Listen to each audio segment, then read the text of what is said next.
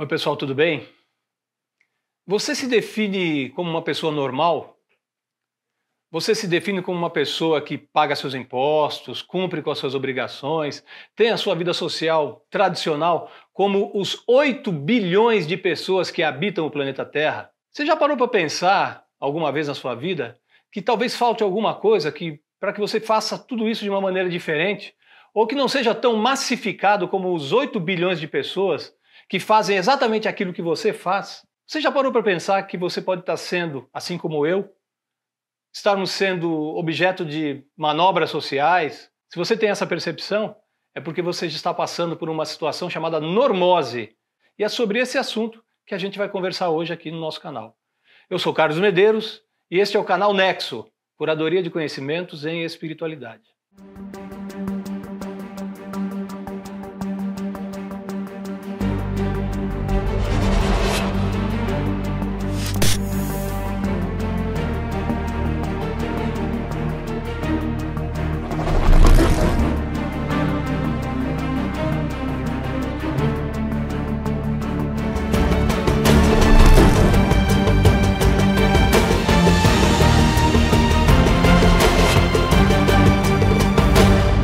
Começaria esse assunto sobre a normose, a patologia da normalidade, contando uma historinha.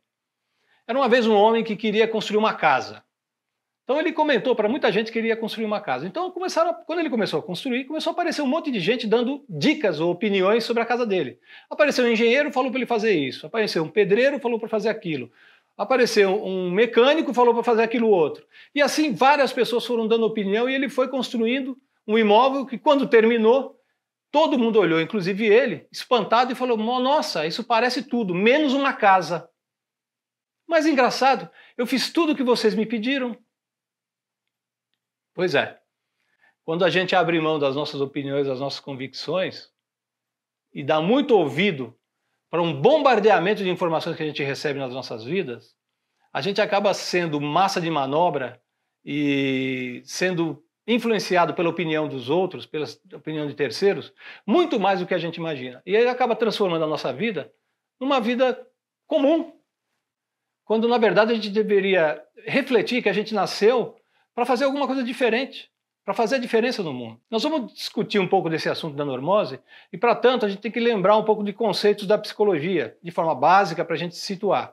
E um desses conceitos foi trazido, uma questão da neurose, trazido por Sigmund Freud, o criador da psicanálise, e a questão do estresse também, que ele tanto estudou. Freud estudou muito as psicoses, as neuroses, o estresse, né, e o quanto da influência da coletividade sobre nós é geradora, é provedora de situações que nos levam ao desagrado social, né, o estresse.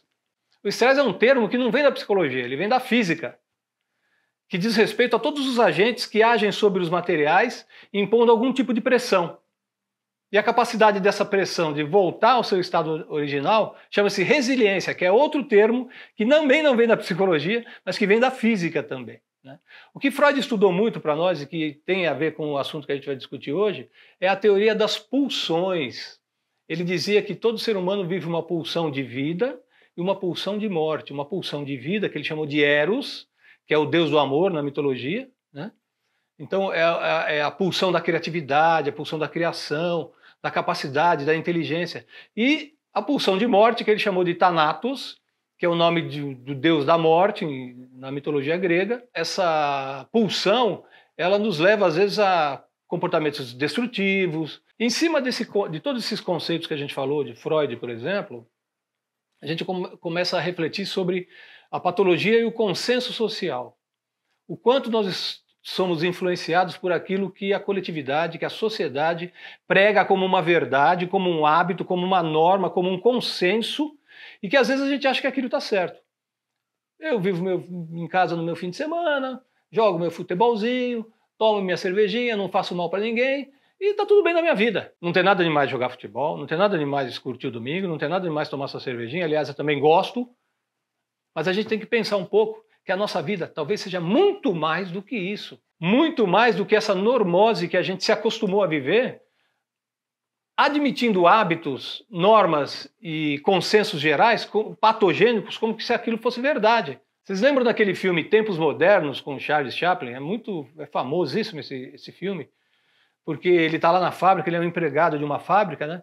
Então ele chega, de tanto ele apertar parafuso, ele sai da fábrica fazendo o mesmo movimento de apertar parafuso. Quer dizer, o quanto de influência social aquela profissão tinha naquela pessoa, naquele personagem que o Chaplin viveu. Consenso social é o conjunto de normas, conceitos, valores, estereótipos, idiosincrasias, maneira de pensar, hábito de pensar ou de agir, que a gente assume da sociedade como se fosse verdade absoluta. Em outras palavras, e tudo isso é patogênico e letal para a nossa saúde mental. Daí a importância da gente se reportar ao pensamento de Freud, estudando aí as psicoses, as neuroses e o estresse. A normose é, portanto, uma normalidade doentia. É um hábito que a gente adquire de repetir coisas, palavras, chavões, atividades, atitudes que nos levam a adoecer mentalmente, inclusive. E não só a sociedade tem essa influência normótica sobre nós, mas como também algumas figuras parentais. Que são figuras parentais? São figuras de autoridade na nossa vida. Quem são essas figuras de autoridade? O pai, a mãe, o filho, o marido, a esposa, o chefe, o subordinado, né, os amigos, o dirigente, as lideranças em geral, o padre, o pastor, o bispo, a torcida do futebol, os grupos sociais que a gente participa. Todas essas figuras parentais, elas exercem uma influência muito grande dentro de nós.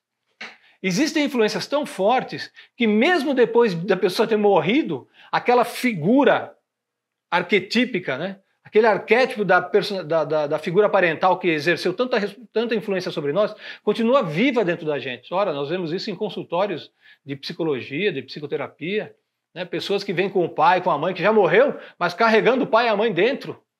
Como se o pai e a mãe ficassem responsáveis pelo comportamento da pessoa. E a pessoa sofre com isso. A maioria de vocês, eu acho, vai se lembrar do filme Psicose, do Alfred Hitchcock. Esse filme foi feito remake depois, mas o filme original, que é em preto e branco, com o Anthony Perkins, que fez muito bem lá o papel do Norman Bates, que era o dono do Bates Hotel, onde ele supostamente tinha um hotel embaixo, a casa dele em cima, onde supostamente a sua mãe estava sentada na janela, sempre olhando para ele, e quando ele voltava para casa, ele discutia com a mãe. Aí descobriu isso depois, não vou fazer spoiler do filme, vocês sabem o final, se não sabem, assistam, porque é um filme absolutamente psicológico. Porque, na verdade, por que o Anthony Perkins ficou tão famoso com esse filme? E depois nós vamos descobrir, né, que ele, assim como o personagem do filme, ele tinha um conflito muito grande em relação à sua sexualidade e tinha problemas muito grandes com a mãe dele, com a mãe mesmo, mãe viva.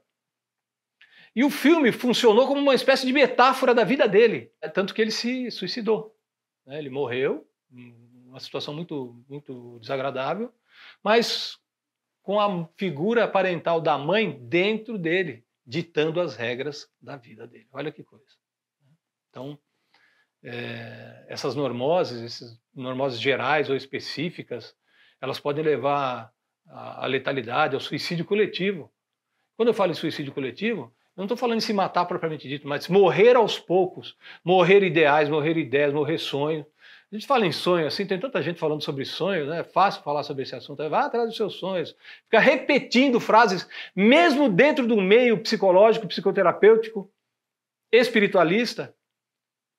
Diz o Alexis Carrel, que foi um grande pesquisador da área da espiritualidade, que a ditadura do espiritualismo é tão prejudicial ou violenta quanto a ditadura do materialismo. Então a gente também tem que ter cuidado com a repetição de chavões que a gente vê aí na boca de gurus, de pessoas que se dizem mestres do comportamento, quando na verdade a gente não sabe quais são os dilemas que essas pessoas vivem de verdade, dentro de quatro paredes, quando elas deitam a cabeça no travesseiro.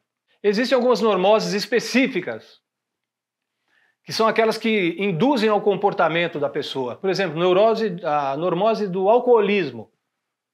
A pessoa, para ser aceita no grupo social, ela tem que beber. No tabagismo, tem que fumar. Da droga, da drogadição. A normose da tecnologia. Mas a gente vê muitos casos aí realmente de problemas psicológicos com as pessoas. As pessoas que trocaram a vida social pela vida tecnológica. Né, que ficam dentro de casa semanas. Conheço o caso de um rapaz que foi levado à força para fazer um tratamento mental. Ele estava não comia, não dormia, não tomava banho. E se relacionava com outras pessoas que eram tão normóticas quanto ele, desse mesmo jeito. E para eles, esse mundinho, estava tudo certo. Só que eles estavam morrendo e fazendo a família morrer. Normose na política. Basta ver o que está acontecendo ultimamente. E tem normose também na religião. De que forma? A normose do secularismo, que é o apego exagerado às tradições, não pode mudar, isso foi escrito, isso está escrito.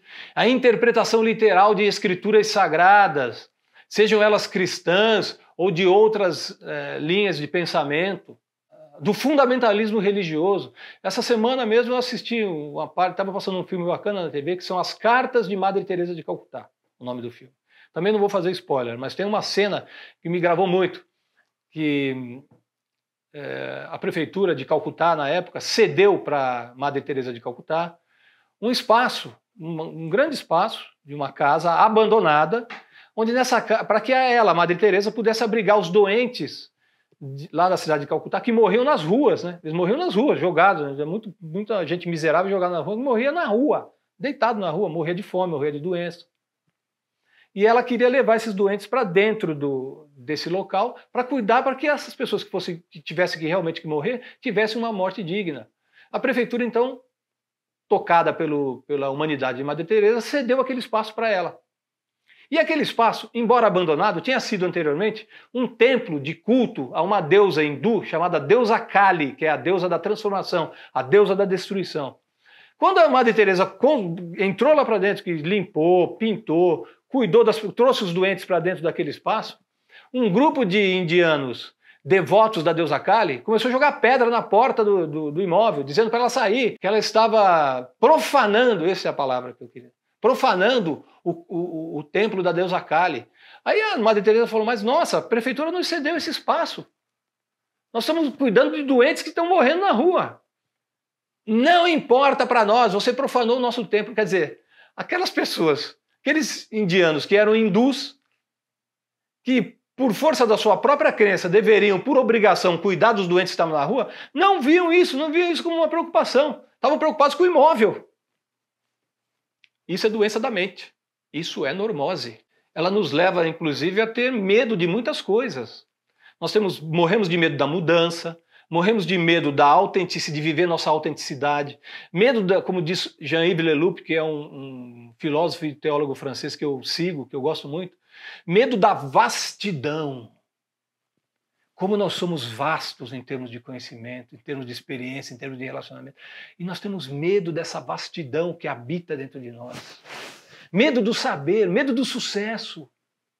Essa normose chama-se, segundo Jean-Yves Leloup, chama-se Complexo de Jonas, porque ele resgata o personagem bíblico Jonas, que viveu no ventre de um grande peixe, que no texto diz que é no ventre da baleia, né? Viveu por 3 dias e 3 noites no ventre, mas só depois que ele, dentro do ventre do peixe, ele tomou consciência da sua responsabilidade como ser humano, da necessidade de mudança, e aí o peixe vomitou ele na praia. Ou seja, às vezes para a gente ser autêntico, nós precisamos ser incubados no ventre do monstro.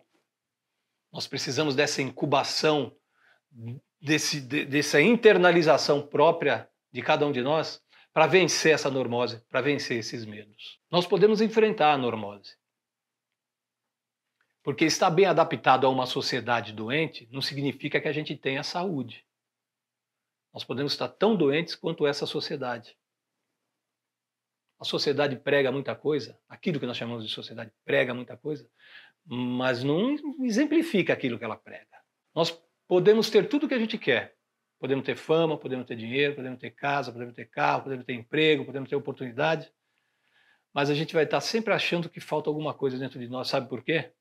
Porque a gente realmente sabe o que nos falta. Nós sabemos.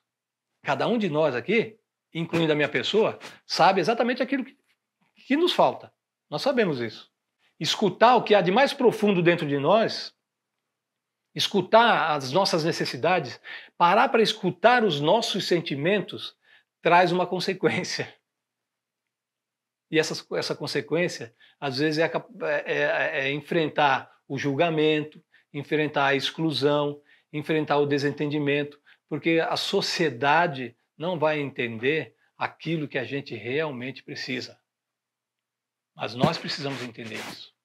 E às vezes isso gera um conflito criativo, um conflito de capacidades, que faz a gente sair mais fortalecido e muito mais identificado conosco mesmos do que quando a gente começou essa jornada. É por isso que eu digo, né? Não é proibido pensar. Deus criou o homem sem roupa e sem casa, mas deu a inteligência para ele aprender a construí-la. Não adianta a gente querer tudo pronto, a gente tem que executar um esforço para isso, né? Aí quando a gente fala em esforço, eu pergunto para as pessoas, por que nós existimos? Qual é a minha finalidade aqui? Por que eu existo? Ou para que eu existo? Qual é a minha missão? O que eu vim fazer na Terra? Algumas pessoas respondem a resposta viável, porém normótica também. Nós estamos aqui para evoluir. Legal. Aí eu pergunto, o que significa evoluir? Evoluir em quê? E evoluir para onde? E para quê? Quem em sã consciência tem noção exata do que significa evoluir? Ninguém. Quando a gente fala em evolução, você pensa na evolução do homem primitivo para o homem atual. Talvez não seja essa a evolução.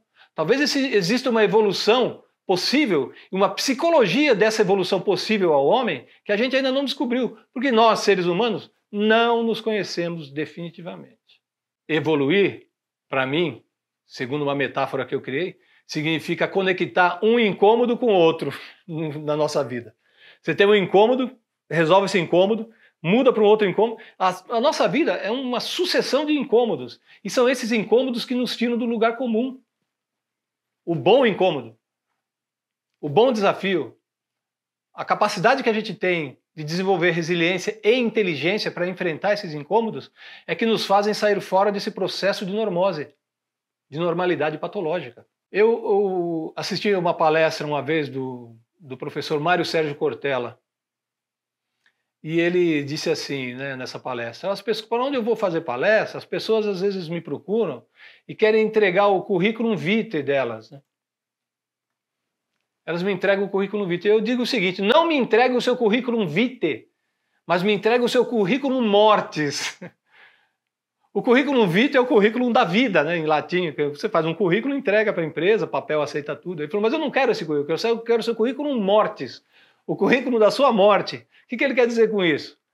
Para que você existe? Qual é a sua missão? O que você está fazendo aqui? O que você traz de especial para o mundo? Você se faz ser uma pessoa agradável? Você se faz ser uma pessoa lembrada, bem lembrada? Mas a gente tem que ter um esforço de produzir alguma coisa boa para o mundo. Deixar um legado legal. Saber qual é o nosso propósito. Que eu não vou aprofundar aqui, porque esse é objeto de um outro vídeo. Só para a gente conversar sobre propósito. É interessante ver a figura do Cristo, para aqueles que são cristãos ou não, mas é interessante resgatar essa figura de Jesus. Jesus, ele rompeu com a normose na época dele. Ele era uma pessoa que não tinha script de vida, absolutamente integrado com o sagrado. Quando ele diz no Evangelho, né, eu e meu Pai somos um. Ora, essa capacidade de se sentir integrado com a divindade, integrado com o sagrado, é a capacidade de poucos. Só um grande ser como ele para refletir nisso. E nós vamos ver certas atitudes do Cristo confirmando isso que a gente está dizendo. Por exemplo, quando ele encontra as mulheres na vida de Jesus tiveram um papel muito importante. Tem muita passagem sobre as mulheres com o Cristo no Evangelho e a gente não percebe. Jesus e a mulher samaritana ao lado do poço de Jacó, quando Jesus tem sede e pede para a samaritana, dá-me de beber. Ora, naquela época, um homem judeu dirigir a palavra para uma mulher samaritana era um crime. E Jesus rompeu com esse padrão, rompeu com essa normose. Jesus e a mulher adúltera trouxeram a mulher adúltera para ser apedrejada e ele não disse sim ou não. Ele simplesmente perguntou, quem de vocês não tiver pecado, atira a primeira pedra, atira. Mas quem não tiver pecado, quem não tiver nada, quem não tiver peso no ombro, pega a primeira pedra e atira nessa mulher. não ficou um naquele momento. Só ele e ela. Ele ainda foi capaz de dizer, filha, eu também não te condeno. Vai e não erre mais. Jesus com Maria Madalena ou Maria de Magdala, uma personagem importantíssima na vida do Cristo. Segundo a tradição das Escrituras Sagradas, quando o Cristo ressuscitou, né, quando Maria de Magdala foi ao túmulo, o Cristo aparece ressuscitado para ela. Para quem? Para uma mulher. A primeira pessoa que viu o Cristo depois da ressurreição foi uma mulher. Numa época em que o patriarcado era fundamental. Jesus e sua mãe. Ele estava na casa de Pedro pregando e chegou Maria com os irmãos do Cristo, porque Jesus tinha irmãos por parte de pai. E a casa cheia de gente. E ela lá fora, querendo ver o filho. E uma pessoa entra dentro da casa lotada e fala, olha, estão aí fora tua mãe e teus irmãos. Ele responde com uma frase que precisa ser bem compreendida, bem entendida. Quem é a minha mãe? Quem são os meus irmãos? Todo aquele que faz a vontade do meu Pai que está nos céus é minha mãe e meu irmão. E depois ele saiu e foi ver a mãe e os irmãos. Mas ele rompia com padrões. Então é interessante, essa é uma característica dos grandes mestres, não só do Cristo, mas de Buda, de Krishna, de Zoroastro, o rompimento de padrões, o rompimento de normoses específicas, características da sua época. A gente sugere uma normoterapia, uma terapia para tratar a neurose, através de alguns itens, por exemplo, autoestima, resistência social, né, a resiliência, saber o que se quer, escutar os próprios sentimentos, fazer psicoterapia se necessário, meditação, participar de grupos de estudo da consciência. É interessante estudar a sua consciência junto com outras pessoas. Você vai entender um mundo que você não conhece, o mundo das outras pessoas. Participar de práticas religiosas ou espirituais, é muito importante a pessoa ter uma prática, né? Fazer o coaching de vida, caso tenha necessidade. Mas lembre-se, esses 9 itens têm um preço, têm um risco. O risco de você ser taxado de fanático, de não ser aceito no grupo social. Não dá para ganhar toda hora, alguma coisa a gente perde. Mas se essa perda for legal para fazer a gente ganhar outras coisas, melhores ainda para o nosso crescimento, por que não? Por que não perder para ganhar?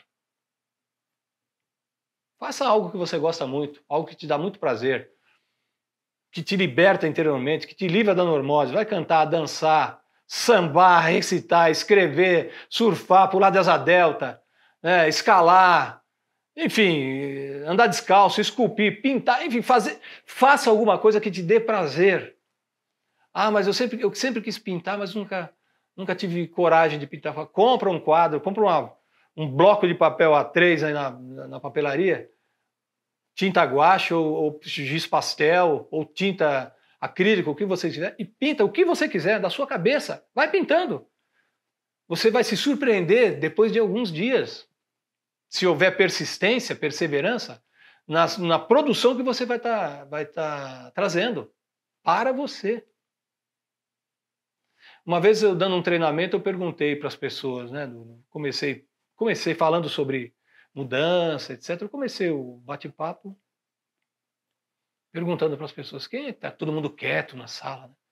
Umas 30 pessoas, eu falei, bom, pessoal, como isso aqui é um treinamento corporativo, né, empresarial, antes, porém, eu queria entender um pouco, tem alguém aqui que faz alguma coisa diferente além de trabalhar? Ninguém levantou a mão. Aí eu não me dei por vencido, eu falei, não é possível. Ninguém aqui faz nada diferente? Aí uma pessoa muito tímida assim levantou a mãozinha, eu falei, pois não, o que você faz? Ah, eu faço pintura sacra. Eu falei, nossa, olha que coisa legal. Aí uma outra pessoa levantou, e você? Ah, eu gosto de fazer tapeçaria. Eu falei, poxa, aí outra aqui, outra ali, eu faço yoga, eu faço não sei o quê. Eu falei, nossa, quanta coisa boa a gente faz que nos dá prazer, mas a gente tem vergonha de dizer das coisas que nos dão prazer, que a gente gostaria de fazer. É a fábula da cigarra e da formiga. Procura conhecer essa fábula, essa história, até o final dela. Você vai chegar à conclusão que a gente não pode ser somente formiga, não. A gente tem que ter um pouco de cigarra dentro de nós. Esse é o meu recado que eu tinha deixado para você. Espero que você tenha gostado, que isso possa servir para falar ao teu coração nesse ambiente simples, objetivo e direto que nós criamos aqui de relacionamento muito gostoso e leve entre nós, pessoas em evolução. Fica com Deus, muita paz no seu coração. Namastê.